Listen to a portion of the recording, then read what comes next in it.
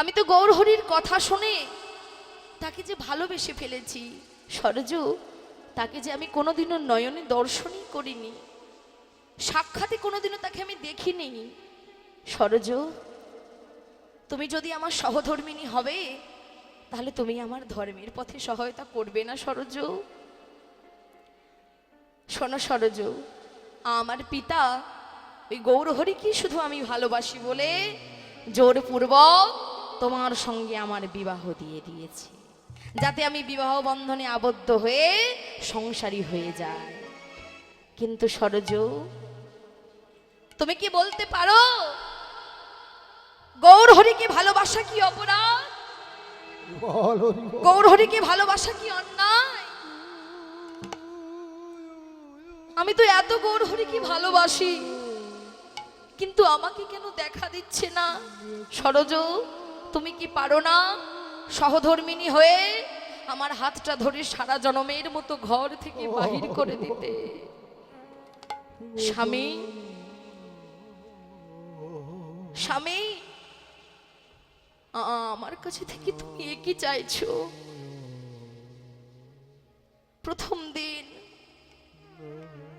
আমার সঙ্গে কোনো একটা মনের কথা তুমি বললে না, কিন্তু চিরতরে তুমি আমার কাছে থেকে বিদায় নিতে চাচ্ছ স্বামী। কথাটা শোনবার পর সরজ আর স্থির থাকতে পারল না, ছুটে ঘরের বাহিরে চলে গেল। ঘরের বাহিরে গিয়ে এক ধারে বসে নয়ন বাড়ি বরিশন করে কাঁদছে দয়াময়। বিবাহের প্রথম দিন শ্বশুরের বাক্য, বৌমা তোমার ভালোবাসায় ছেলেকে সংসারী করো, ছেলেকে ঘর বন্দি করে রেখো। আর দ্বিতীয় দিন স্বামীর বাক্য, সরজ হাতটা ধরে সারা জনমের মতো ঘরের বাহির করে দাও। দয়াময়, এ জগতে সবার কথা অমান্য করা গেলেও স্বামীর কথা কোনোদিনও অমান্য করা যায় না। তাই আমার শ্বশুরের বাক্য যাই যা, মনটাকে স্থির করেছে, চোখের জল ভালো করে মুছে নিল। স্বামীর সম্মুখে দুঃখটা প্রকাশ করবে না। স্বামী, আমি এসেছি, তুমি আমার কাছে কি যেন একটা চেয়েছিলে না? হ্যাঁ সরজ, হাতটা ধরো। এই আমি হাত বাড়িয়ে দিয়েছি, তুমি হাতটা ধরো।